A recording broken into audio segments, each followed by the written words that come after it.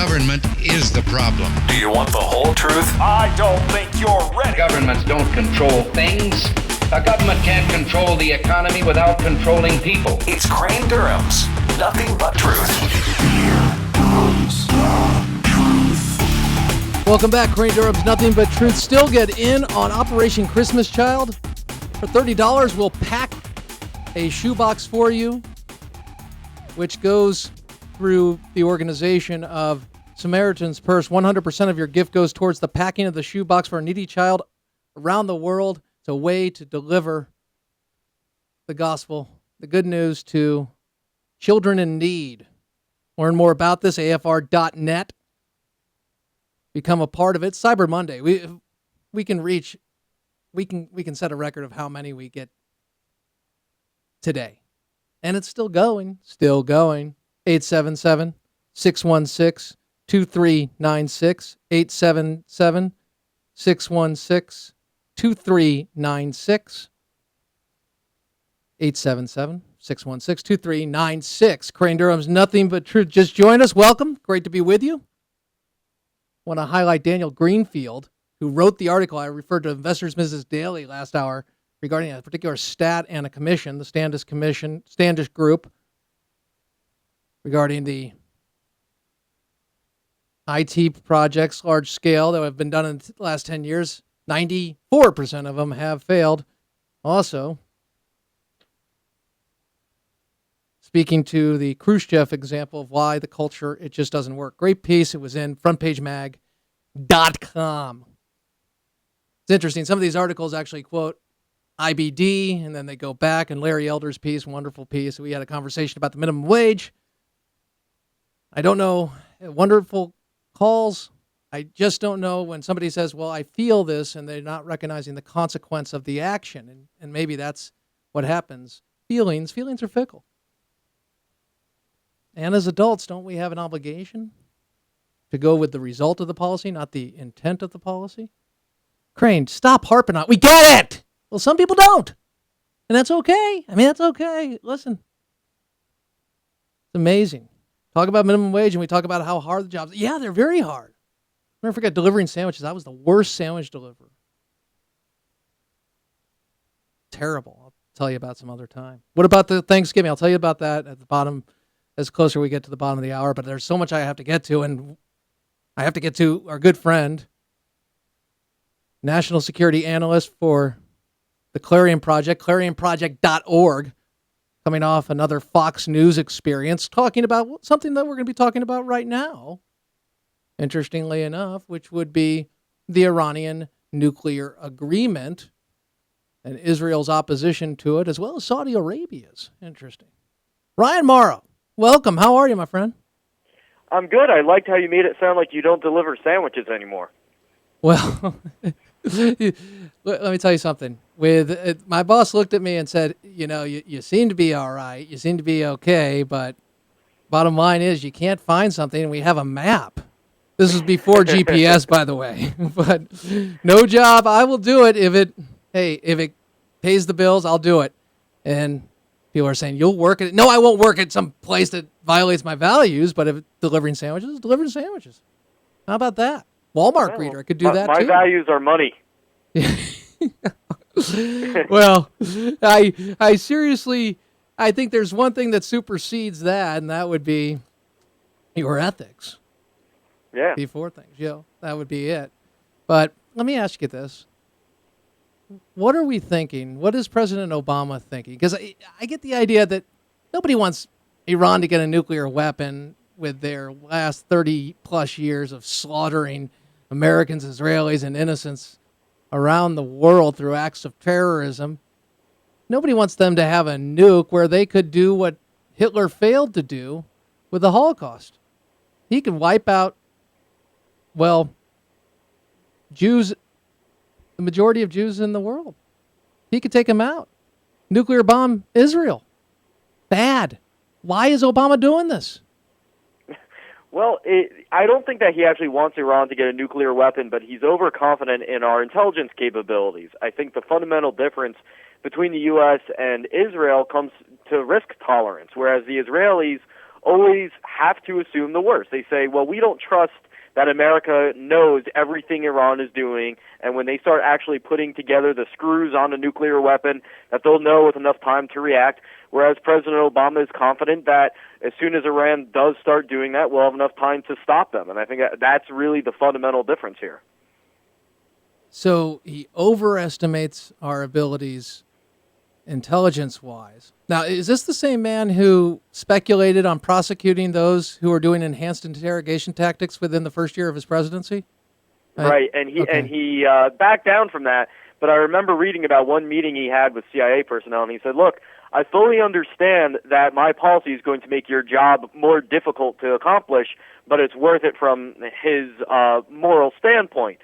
So he recognizes that he has undercut our intelligence gathering capabilities, but he still thinks that we're going to know if Iran has a secret nuclear site somewhere or if they start assembling a bomb in North Korea, which is really the missing ingredient in this debate right now, which is that the Iranian nuclear program is not just in Iran. The reason Iran agreed to this deal is because they work with the North Koreans, and together they're having difficulty ironing out the problems in making a nuclear missile. So if you don't have all the difficulties worked out in making a nuclear missile, you might as well freeze your program until you work out those problems and cash in.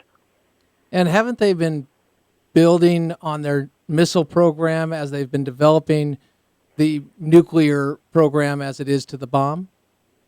Right, and this nuclear deal does not touch the Iranian ballistic missile program. If the Iranians were to start working on actually constructing a warhead or a nuclear test or a nuclear trigger, some of the things that you need for a nuclear weapon, then it would violate the agreement. But like I said, there are some things that they have to work on that they're still permitted to do under this deal, and the stuff that they're not allowed to do under this deal, they'll just let the North Koreans do it for them, and they'll pay them for that work. What about the right to enrich uranium, which is obviously a key component in developing a nuclear weapon? They seem to be, rather than saying, hey, I'm glad we're coming up with this agreement and we respect, mutual respect. President Obama talks about that. How do you respect a government that slaughters its own people as well as your own?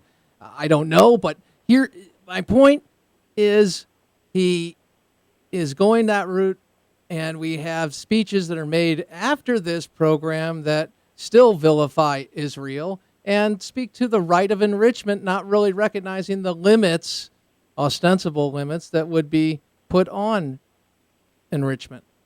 What's going on? Right. There are senior Iranian officials out there that normally scream death to America, but they decided to dial down the death to America and dial up the death to Israel. And that's because they portray Israel as essentially leading the United States. And so whenever Iran says death to Israel, of course they don't say Israel, they say the Zionist entity, then they are essentially saying death to America because they view America and Israel as being part of the same satanic Jewish conspiracy. But basically, the overall point here is that the radical tone and the radical ideology of the regime has not changed. If you look at the public speeches of top Iranian officials, it's still absolutely alarming. But right now, because of the deal, they know don't say death to America, but you can get away with saying death to Israel. Yeah, I get the idea. Oh, it's okay to kill Jews. That's fine. But hey, we'll really draw the line when you talk about big Satan, not the little Satan. And what gets me is that conspiracy theory, anti-Zionist, anti-Israel, some would argue the same thing. Bottom line, I can't really have much of a conversation with people that vilify Israel. I think it's ridiculous. Now, when you get the likes of Pat Buchanan and Natan Sherinsky debating it, that could be interesting in just the sense of the intellectual firepower going back and forth, as you well know. I would actually like to see you and Pat Buchanan debate. I prefer to debate Kanye West, who just said that the reason Obama's having political troubles is because of the Jews. Yeah, well, this is a theme through, however it manifests, anti-Israel sentiment. Oh, thank you, Captain Obvious. Blaming the Jews is anti. Yes, okay. My point is, you see it in the isolationists. You see it in the people that talk about blowback. They all point to the Jews being the problem. I think the Jews are the solution. If you look at the Middle East and Israel, they're the solution. They're doing it right. And quite frankly, they're the model that we should be looking to, as opposed to butting up with terrorists who want to slaughter us. Now, you know that's true, and it's a great talk show line. But tell me, when we look at anti-Israel policy that could be evaluated that way, are we dealing with really just a bunch of conspiracy theorists? Yes, definitely. And when people say that World War II was a long time ago and anti-Semitism is dead, you just have to consider the modifications in language. Whereas the Nazis would blatantly say Jews are the problem, now you hear things like the Zionist lobby or the Israel lobby, but it's all the same exact themes. And in some cases, like in the case of rapper Kanye West, yeah, he flat out said that the Jews are the problem the other day. But in most cases, they just replace it with the word Zionist, but you hear the same themes. And even when you talk about the Muslim Brotherhood in America, you see the same theme pop up. Right now, instead of saying, oh, it's a Zionist conspiracy, in terms of who's coming against the Muslim Brotherhood, CARE, and the rest of them, what they say is it's an Israel-funded Islamophobia network. And then it morphs into, all right, and this Islamophobia network controls the military-industrial complex and the banks. It's really just a modernization of the same anti-Semitic themes that we saw during World War II, before World War II, and it just keeps getting modernized, and each time it gets modernized, it becomes accepted. It's amazing how people don't see the parallels here.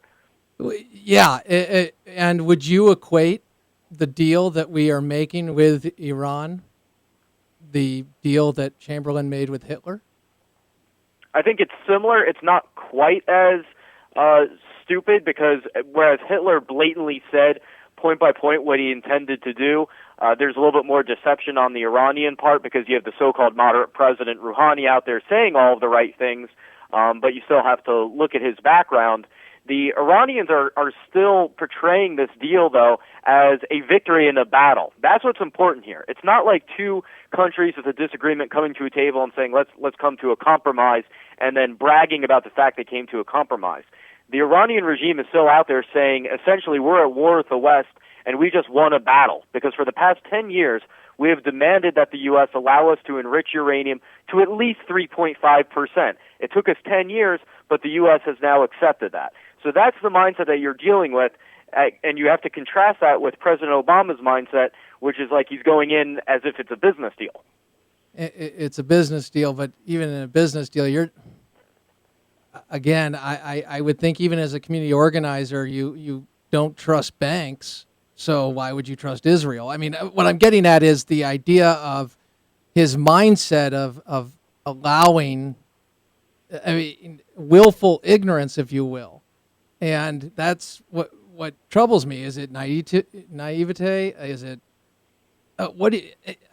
again, you're saying the president thinks this will work out best in the end because they'll be able to verify if they're breaking the rules, and then they'll be able to punish them. But again, we're talking about President Obama, redline himself. So I'm just confused, because I think these people are really, really smart. And I can't believe the president could be such a moron when it comes to looking even at the recent history of Iran. Now, moron is my word, because I don't know how else to put it. Stupid. How do you do it? I mean, my point is, yeah, really. But I would say this of a president that would engage in this process. Tell me, what, again, maybe just break it down, use words that I can understand, okay? Because I don't get how anybody could go into a deal with Iran that slaughters its own people, has a history which you have written about, you have detailed. Thank you. So I'm telling you this, but I'm telling the audience this as well, as we know. Tell me, what is it? It comes down to the fundamental worldview of Obama and mainstream liberalism today, which is that the U.S., by being the world's only superpower and having an oppressive foreign policy overseas, one which they disagree with, they view the resulting anti-Americanism and terrorism essentially as vindication for their worldview. What I mean by this, mainstream liberals and libertarians, actually, for that matter, would oppose something like U.S. troops in Saudi Arabia or U.S. support for Israel, various elements of our foreign policy. And so they view the Iranian nuclear weapons program, 9/11, and other responses to it, even if they disagree with those responses and think that they're horrible, they still view that as vindication of their worldview. So if you come from the point of view that all of these horrible things we're dealing with is a reaction to Western mistakes, our foreign policy, us meddling in other countries' affairs, us abusing human rights, then the logical way to rectify that is to reverse your foreign policy and come to them and basically say, look, we're not so bad anymore. Okay, thank you. Now I get behind his motivation. So, okay, all right. What do you think? How do you think this ends, Brian? I think it ends with, there's two ways it could go. Number one, the deal could just simply not be reached because the Iranians are demanding a complete lifting of all sanctions on them at the end of this 6-month period as part of the deal to get to a final deal. And that's going to be a very high bar to reach, so I don't know that there will be a deal. But even if a deal is reached, the Iranians might decide to keep pursuing the strategy of one step back in order to take 2 steps forward. It's worth complying with Western demands for a short period of time if it allows you to cash in and then use that money to boost your nuclear program later. And already we're seeing some frightening effects because the nuclear deal with Iran immediately gives Iran somewhere between $7 and $10 billion guaranteed revenue in terms of easing sanctions and unfreezing assets. But already other countries like Pakistan and Turkey are saying Iran is a new market now. Sanctions are going to be lifted. We need to be the first ones in, capitalizing on that market. So Turkey now is going to import more oil from Iran. Pakistan wants to finish a very important natural gas pipeline with Iran.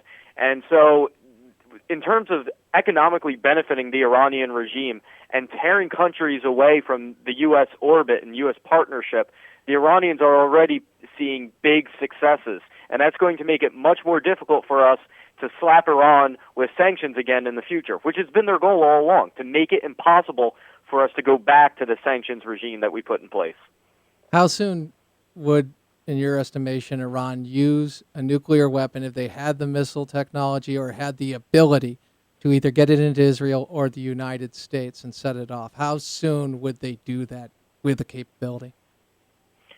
I think there's multiple ways to use a nuclear weapon, and it's not always about exploding it. Their goal is to destroy Israel and resurrect the caliphate and have them lead it.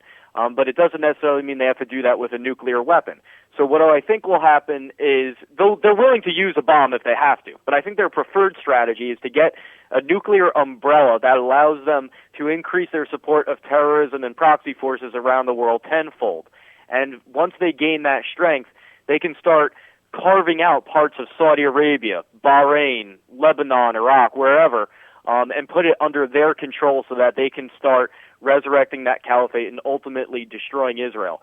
That's the smart way to go about it, because once they have a nuclear arsenal, which is what they're going after, they're not just going after a bomb, they're going after an arsenal, they can say, well, you don't like that we're supporting terrorism? Well, why don't you do something about it?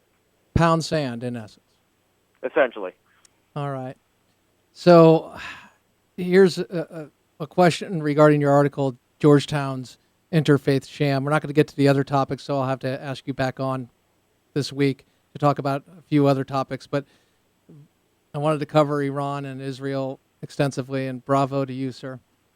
When we talk about what we're just talking about, in essence, the narrative of the anti-Israel view, the idea of victimization coming from, or the claims of victimization coming from groups that support terrorism through Islamophobia, claims of Islamophobia, and then the idea of outreach, interfaith conferences. You covered one at Georgetown recently. Tell me about it. Right. The prestigious Georgetown University that most people don't know has a Saudi-funded interfaith think tank.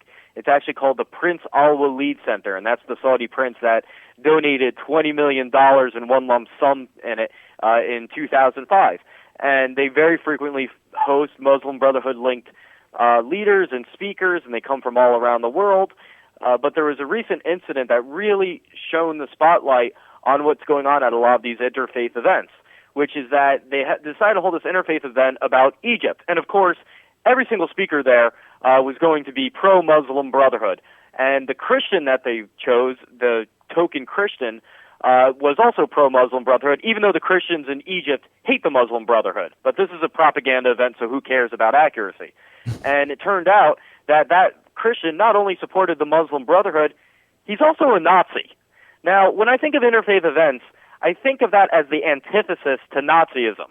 Yet here you have a Christian Nazi being invited to a pro-Muslim Brotherhood event at a prestigious university to educate the next generation of leaders, and that shows just how much of a problem we have in terms of these influence operations on behalf of the Islamists, on behalf of anti-Semites, and just the type of people who we don't want influencing the future of our country. You know, it's interesting, and this is horrible to say, and I pray it doesn't happen.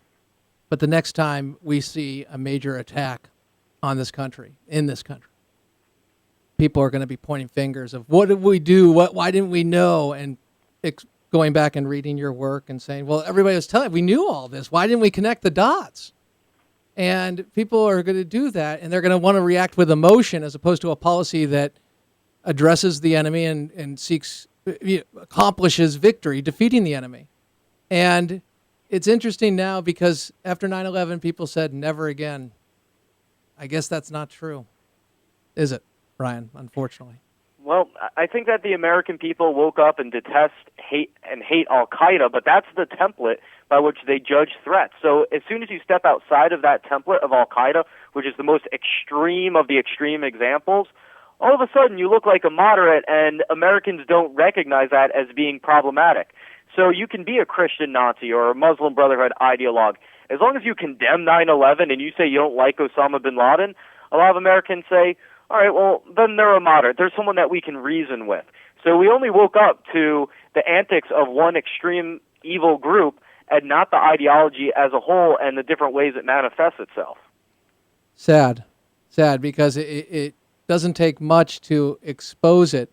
It does take a lot to expose it journalistically in the sense of how far they've penetrated our educational system as well as our government. And to read more on that, Ryan Morrow, he is National Security Analyst for the Clarion Project, clarionproject.org. Always wish we had more time, but thanks for taking it with us, Ryan. Great to be with you. Thanks, Crane. Thanks, buddy. All right. Crane Durham's Nothing But Truth. Did you call the president a moron? No, I was trying to understand. And Ryan got my understanding. If you blame America for everything, in essence, you'll come back with the idea of maybe if we just don't defend ourselves proactively, somehow that will lead to a more peaceful world. We are the cause of terrorism. Wow. Crazy, said Red.